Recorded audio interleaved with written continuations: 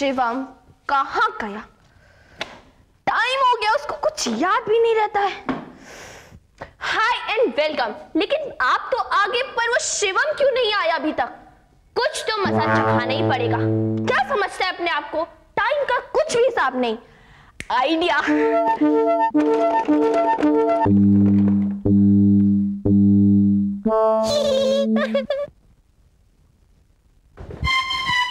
Oh, I'm really sorry, मैं late आया। Sorry Deepika.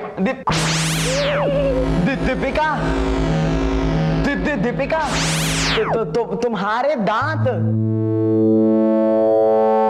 ये क्या है तुम्हारे दांत? क्या है ये? ओह, अच्छा मजा चखाया ना? वही मैं समझू, दीपिका इतनी सुंदर कैसे लग रही है?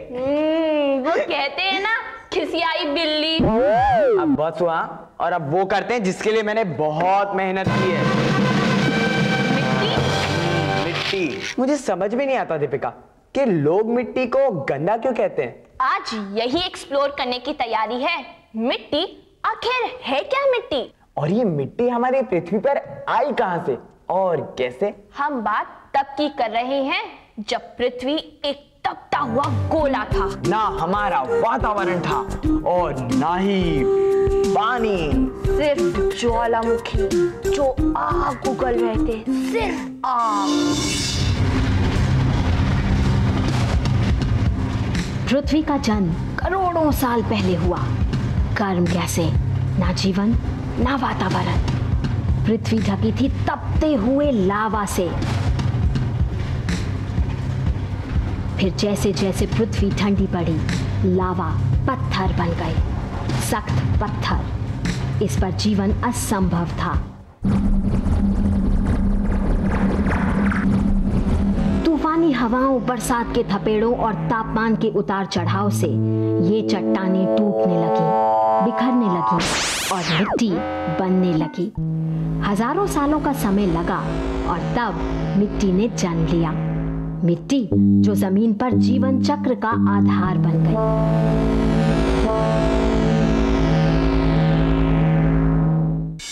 क्या आप जानते हैं कि आज हम क्या कर रहे हैं? साइंस की किस दुनिया को एक्सप्लोर कर रहे हैं? पेडोलॉजी। मिट्टी की साइंस को आज हम एक्सप्लोर करने जा रहे हैं। मतलब हम बन गए हैं पेडोलॉजिस्ट। पेडोस्फीयर की गहराई में घुसने के लिए बिल्कुल तैयार।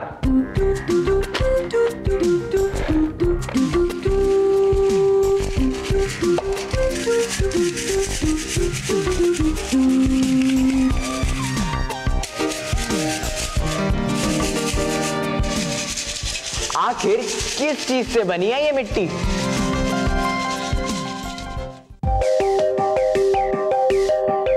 मिट्टी किस चीज की बनी है हम सोच भी नहीं सकते।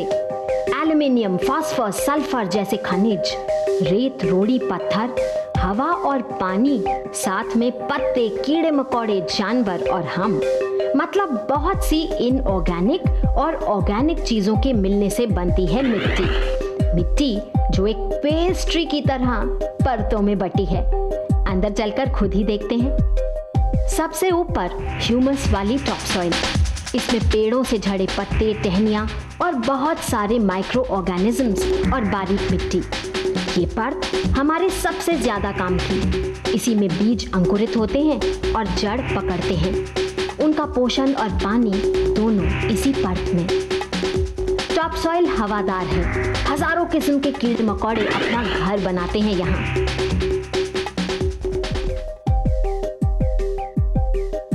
टॉपसॉइल के नीचे की परत सबसॉइल। निचली सबसॉइल में पानी के साथ बह आए खनिज पदार्थ, मिनरल्स जमा हो जाते हैं। नीचे की दोनों परतें पथरीली हैं। तीसरी परत में वेदरिंग चलती रहती है, यानी पत्थर लगातार टूटकर मिट्टी बनते रहते हैं।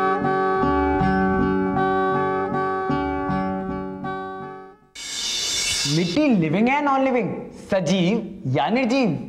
मिट्टी बहुत जरूरी है, पता है, प्रेशियस है। अब आप ही सोचिए, एक किसान के लिए मिट्टी कितनी इंपॉर्टेंट है। कुम्हार के लिए भी मिट्टी बहुत जरूरी है, लेकिन हमारे लिए क्यों? भला घर बैठे बैठे मिट्टी हमारे से क्या लेना देना रखती है? बात तो सही है, क्योंकि प्लांट्स तो अपना खाना फोटोसिंथेसिस से बनाते हैं, तो ये मिट्टी किस तरह की है, इससे क्या फर्क पड़ता है? पर पृथ्वी पर मिट्टी तो बहुत बहुत ढेर सारी है। बहुत कंफ्यूजिंग। दीपिका, हम हमेशा सही टाइम पर ही आते हैं, क्योंकि जब भी हम आते हैं तब केटू कुछ ना कुछ इंटरेस्टिंग कर रही होती है। वैसे केटू, आज आप क्या कर रही हैं? देखो वैसे तुम लोगों के अड्डे के लिए है, साथ ले जाना। Wow K two, thank you. लेकिन एक सवाल थैंक यू के साथ भी। सवाल पूछो। केटू, आज का जो सवाल है ना, इसका जवाब तो हमें पता है, लेकिन सिर्फ ऑब्जेक्टिव टाइप। मतलब यस और नो, हाँ या ना। इसके कहने का ये मतलब है कि हमें ये नहीं पता कि ये जो जवाब है ये क्यों है। क्यों ना पता हो तो जवाब ढूंढने में मजा ही क्या है ना। केटू देखिए, मिट्टी सॉइल एक बहुत ही कीमती रिसोर्स है, ये तो हमें पता है। हाँ केटू, हम ये भी जानते हैं कि ये मिट्टी है, इसीलिए पेड़ है, पौधे हैं, खेती है, लेकिन इन पेड़ों को मिट्टी क्यों चाहिए ग्रो करने के लिए? मतलब पेड़ पौधे तो फोटोसिंथेसिस से अपने लिए खाना बनाते हैं, फिर मिट्टी का क्या काम? और अगर मिट्टी का कोई काम नहीं है तो फिर वो इतनी प्रेशियस क्यों? वैसे भी जिधर देखो उधर मिट्टी तो मिट्टी है, फिर मिट्टी की इतनी प्रॉब्लम क्यों है? ये अरे दीपिका, इतना हैरान होने की जरूरत नहीं है। मान लो कि ये सेब है हमारी पृथ्वी, तो इसमें सबसे ज्यादा क्या है? पानी। वेरी गुड, पानी। मतलब 3/4 पानी। तो चलिए इसको आधा, तो ये है हमारा पानी, और ये बची हमारी लैंड।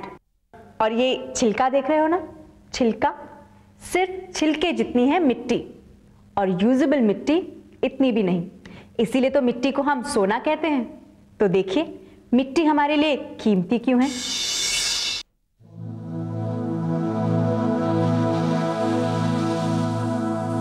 पृथ्वी का 3/4 हिस्सा पानी, अगर ये निकल जाए तो बचता है 1/4 धरती, जमीन। लेकिन इस 1/4 हिस्से का आधा ऐसा जहां हम पहुंच ही नहीं सकते। ऊंचे पर्वत, बीहड़ जंगल या बर्फीले ध्रुव। बचा 1 का 8वां हिस्सा, और मिट्टी कितनी? ऊपर की पतली परत, मानो सेब का सिर्फ छिलका। इस छोटे से छिलके भर मिट्टी पर हम सब रहते हैं, पूरी दुनिया के इंसान। इसी पर इमारतें खड़ी हैं, सड़कें और ना जाने क्या क्या। बाकी बची जमीन की मिट्टी हमारी सारी जरूरतें पूरे करती हैं। इसीलिए मिट्टी को सोना कहते हैं, बल्कि सोने से भी ज्यादा महंगी है मिट्टी।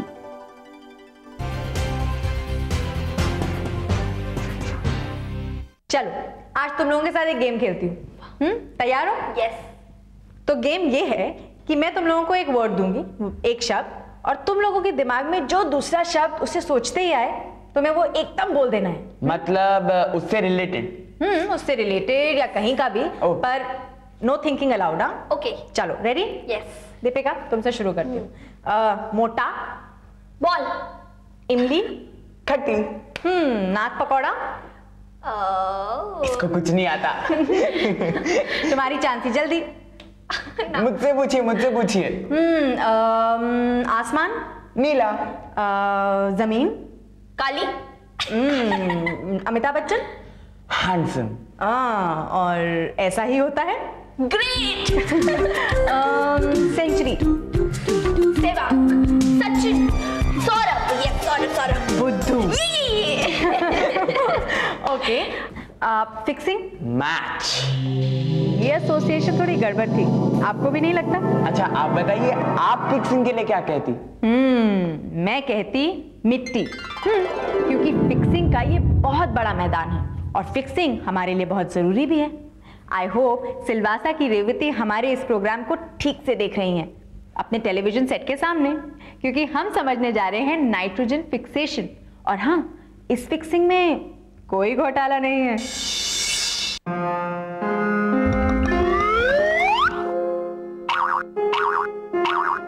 वातावरण में 78% नाइट्रोजन, लेकिन इस रूप में बेकार। लेकिन नाइट्रोजन बेकार नहीं, पेड़ पौधों के फलने फूलने के लिए जरूरी।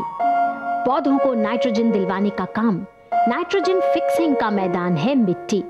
नाइट्रोजन साइकिल एक बहुत ही उलझा हुआ चक्र जो धरती, आकाश और सभी जीवित और मृत को आपस में एक उलझे हुए ताने बाने में जोड़ देता है।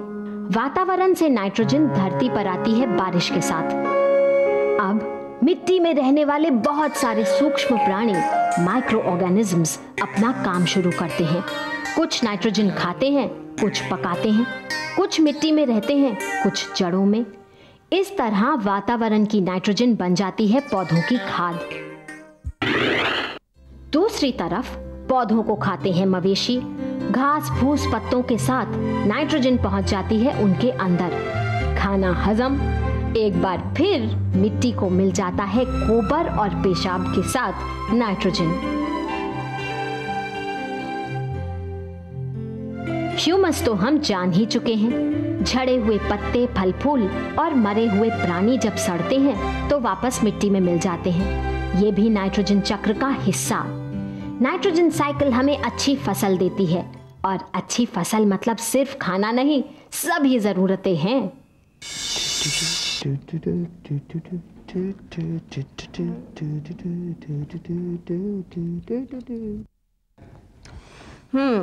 ये है हमारे 2 पीसेस ऑफ लैंड, पर इसमें एक भी पेड़ नहीं है, सारे पेड़ काट दिए गए हैं। और ये है एक हेल्थी फॉरेस्टेड एरिया जहां पेड़ है, पौधे है, फूल है। और इसमें से हम एक नदी बहाएंगे, और इसमें से भी नदी। चलो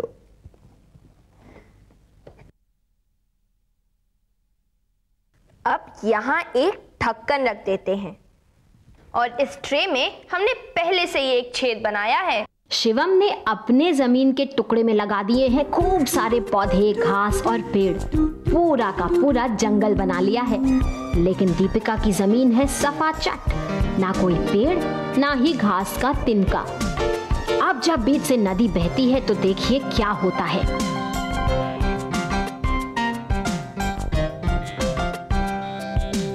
साफ दिख रहा है, जो मिट्टी ढकी नहीं है वो बहुत तेजी से कट रही है। जो मिट्टी पेड़ पौधों से ढकी है वो कम बह रही है। असल में पेड़ पौधों की जड़ें मिट्टी को पकड़ लेती हैं, पानी में बहने नहीं देती। जड़ें तो पानी को भी सोख लेती हैं और नीचे मिट्टी में खींच लेती हैं।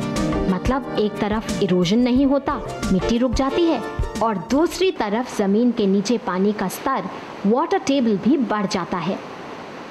इरोजन या कटाव एक प्राकृतिक समस्या है। ये कीमती टॉपसॉइल को बहा ले जाती है, वही टॉपसॉइल जो हमारे सबसे ज्यादा काम की है। इरोजन से निपटने का सिर्फ एक तरीका है, पेड़ लगाना। वैसे पानी की ही तरह हवाएं भी इरोजन का कारण हैं।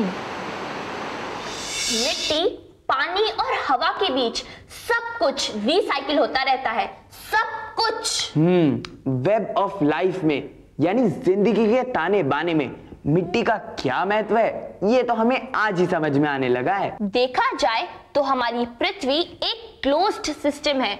ना कोई चीज अंदर आती है और ना ही कोई चीज बाहर जाती है। ना अंदर ना बाहर, फिर भी सब कुछ एकदम परफेक्ट बैलेंस में। लेकिन ये बैलेंस तब तक जब तक हम इंसान इसमें कोई गड़बड़ी ना करें।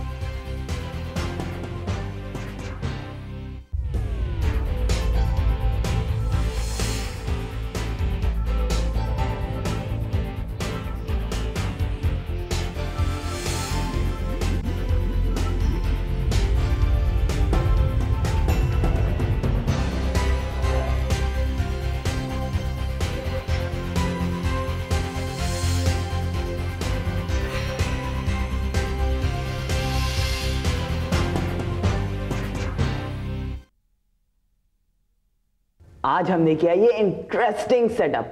I hope it works. हमने इस फॉनेल में कुप्पी में ली है थोड़ी सी मिट्टी और कुछ पत्तियां, और इसके नीचे रखी गई इस बोतल को हमने ढक दिया है ब्लैक कपड़े से। आप सोच रहे होंगे हमने ऐसा क्यों किया? तो इस राज से पर्दा हटाया जाए, आपको भेद बता दिया जाए। ये देखिए, ये रहा हमारा खजाना। हमने जमा किए हैं कुछ कीड़े, मिट्टी में रहने वाले कीड़े। दीपिका अपना हाथ दिखाओ।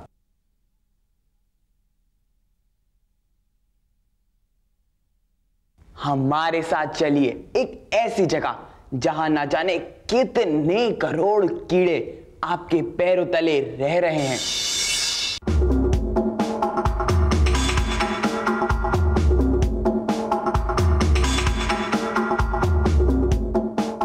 जंगल के अंदर हमारे कदम तले होते हैं करोड़ों प्राणी।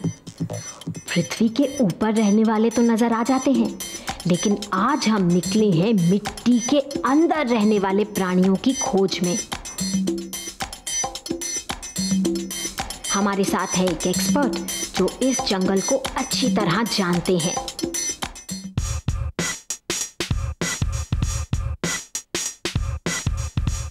हमारे एक्सपर्ट ने अपनी बात साबित करने के लिए एक छोटे से पत्थर को पलटा और हम चौंक गए।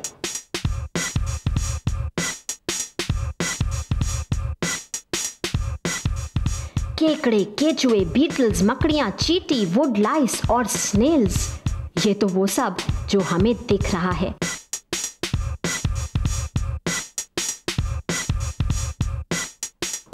हमें पता चला कि इस वक्त भी हमारी आंखों के सामने करोड़ों माइक्रो ऑर्गेनिजम्स हैं, इतने छोटे जीव कि हम उन्हें देख नहीं सकते। करोड़ों। ये सभी जीव मिट्टी को घुमाते रहते हैं, हवादार बनाते हैं। उसका एक बहुत जरूरी हिस्सा है। केकड़े को ही ले, क्रैब्स मिट्टी खाते हैं, उसमें से मतलब की चीजें हजम करते हैं और बाकी बाहर फेंकते हैं। ये मिट्टी के लिए बहुत अच्छा है। जंगल में साफ नजर आता है वो सब जो हम किताबों में सिर्फ पढ़ते हैं। वेदरिंग, पत्थरों के टूटने से मिट्टी का बनना। वेदरिंग बहुत धीमी गति से होता है पर हमेशा होता है। एक्सपर्ट भैया ने याद दिलाया कि मिट्टी वो है जो किसी भी फैक्ट्री में नहीं बन सकती। एक बात और समझ में आ गई, हर चीज का एक पड़ाव मिट्टी होता ही है, फिर चाहे वो हवा हो, पानी, पौधे या हम। प्रकृति के नियम साफ हैं, हर चीज एक दूसरे से जुड़ी। अब पेड़ की लकड़ी में होता है लिग्निन, जिसे कोई हजम नहीं कर सकता। फिर पेड़ मिट्टी में कैसे मिलता है? यहाँ काम आती है दीमक, जो लिग्निन को पचा लेती है। बड़े बड़े पेड़ों को भी मिट्टी में मिला देते हैं। अगर दीमक ना होती तो दीमक की ही तरह कुछ फंगस जैसे ये मशरूम भी लकड़ी खाते हैं। ऐसा दिखता है। मेरा मैनी कलर। अरे सर आफ्टरवर्ड दैट अरे यार ठीक हो बोलना है। मिट्टी की बात हो और हम केचुओं को भूल जाएं, ऐसा कैसे हो सकता है? अर्थवर्म्स तो एक मेहनती किसान की तरह मिट्टी को पलटते रहते हैं और उसे उपजाऊ बनाते हैं।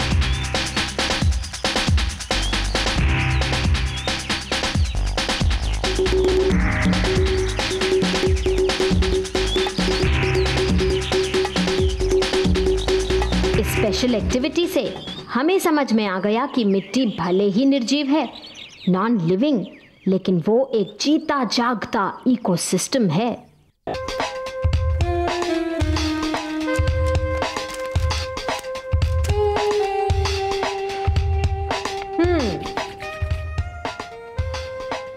मुझे ये निशान बहुत अच्छा लगता है, यही क्वेश्चन मार्क।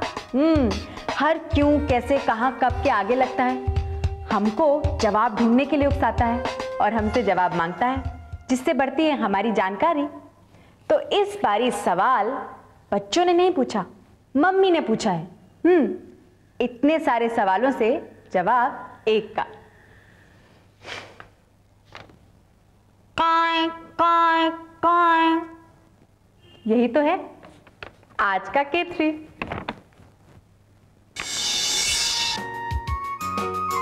हर पक्षी की तरह कौवे की भी दो आंखें हैं। उसकी आंखें सिर के दोनों तरफ। दोनों आंखों से एक साथ बहुत कम एरिया दिखाई देता है, लेकिन दूरी का अंदाज लगाने के लिए दोनों आंखों से देखना जरूरी। ये चूहा देखना है कि कहाँ है तो कौवे को सिर घुमाना ही होगा। वैसे कौवे की नजर बड़ी पैनी है, वो अपने सिर के पीछे काफी दूर तक देख सकता है। उसकी पैनी नजर कौवे के जिंदा रहने और खाना ढूंढने के लिए बड़ी जरूरी।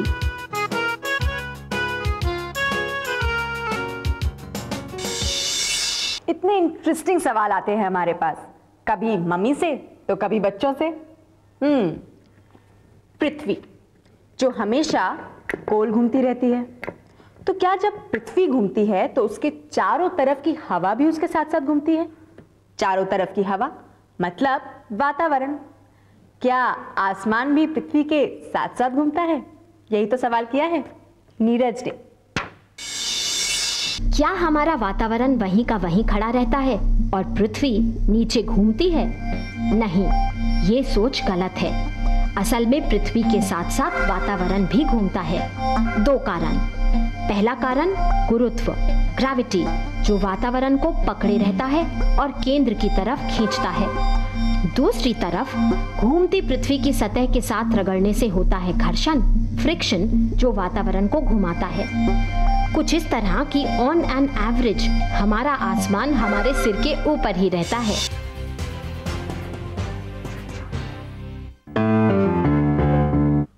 हमारे बीच कोई झगड़ा नहीं हुआ है और मैं नाराज भी नहीं हूँ। ये तो हमारा फैक्ट बताने का एक तरीका है। स्माइल करने में लगते हैं, मुस्कुराने में लगते हैं सिर्फ 14 मसल्स और फ्राउन करने में लगते हैं 43 मसल्स। मतलब स्माइल करना आसान है, तो मुस्कुराते रहिए और हमसे मिलते रहिए हर हफ्ते, क्योंकि ये साइंस की दुनिया है और यहाँ ऐसा ही होता है। हिंदुस्तान के हर कोने में नौजवानों के पास प्रतिभा है, उन्हें अवसर चाहिए। NIOS has been providing opportunities to youth for their development. Some of them have brought great laurels to the institute. With NIOS, many Divyang students have proved their strength. Join NIOS and make a difference.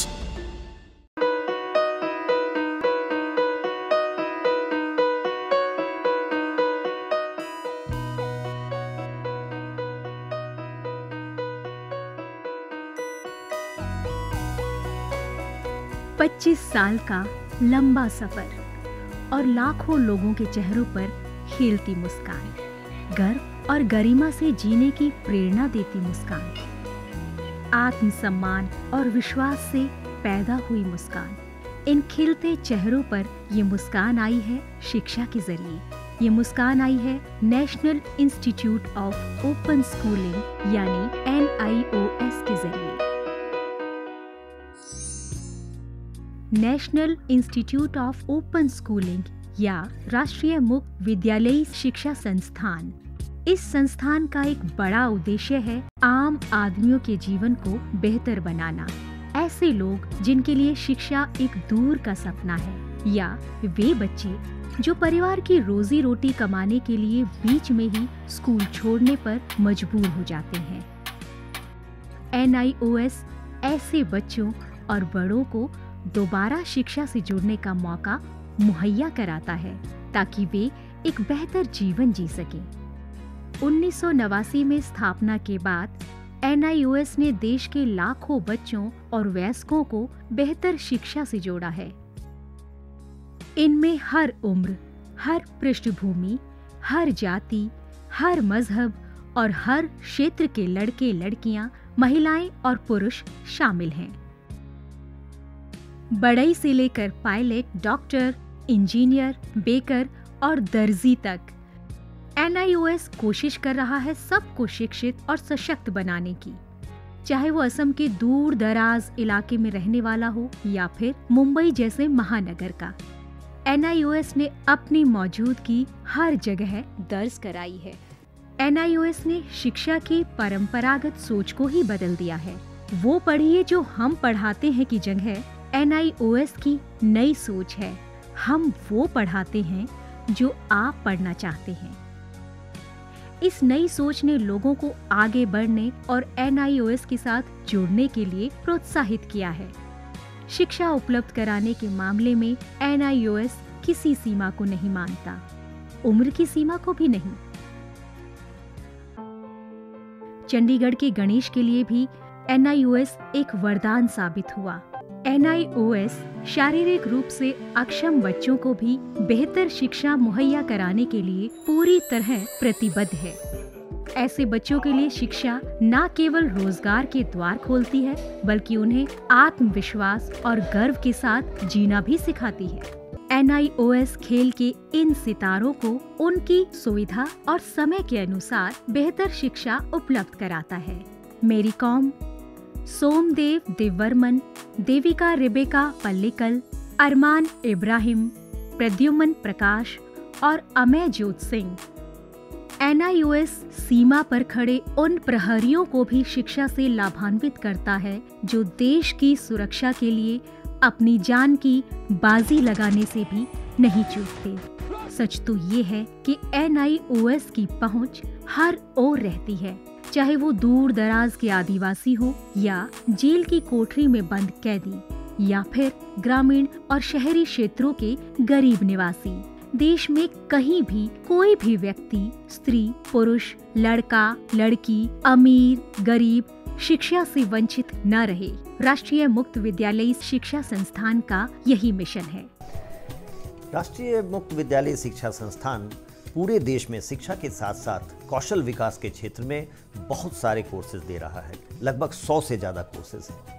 हम दूर दराज के गांव में अपने संस्थान बनाते हैं और वहाँ के बच्चों को, वहाँ के बच्चियों को, वहाँ के वयस्कों को हुनर के क्षेत्र में शिक्षा पहुँचाते हैं।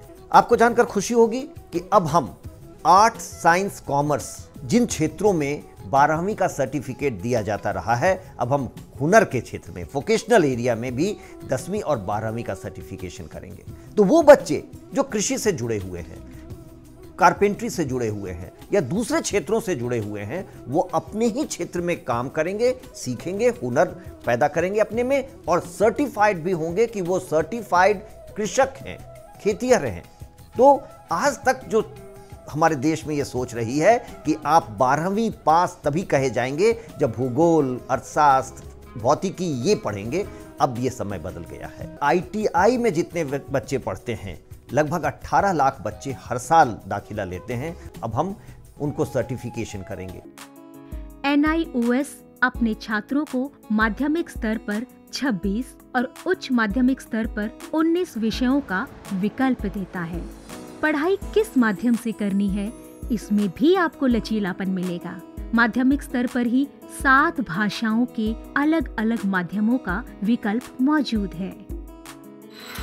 शैक्षणिक कार्यक्रमों के अलावा 86 वोकेशनल शिक्षा कार्यक्रम भी उपलब्ध हैं, जो छात्रों को कामकाजी दुनिया के लिए तैयार करते हैं। वोकेशनल प्रशिक्षण को अधिक सुदृढ़ बनाने के लिए NIOS ने ITDC, Cisco, Indian medical association जैसे कई सरकारी और गैर सरकारी संस्थानों के साथ भागीदारी स्थापित की है। आज लाखों छात्रों के लिए अपनी पसंद का स्कूल है राष्ट्रीय मुक्त विद्यालयी शिक्षा संस्थान यानी national institute of open schooling. NIOS ने एक लंबा सफर तय किया है, लेकिन मंजिल अभी दूर है।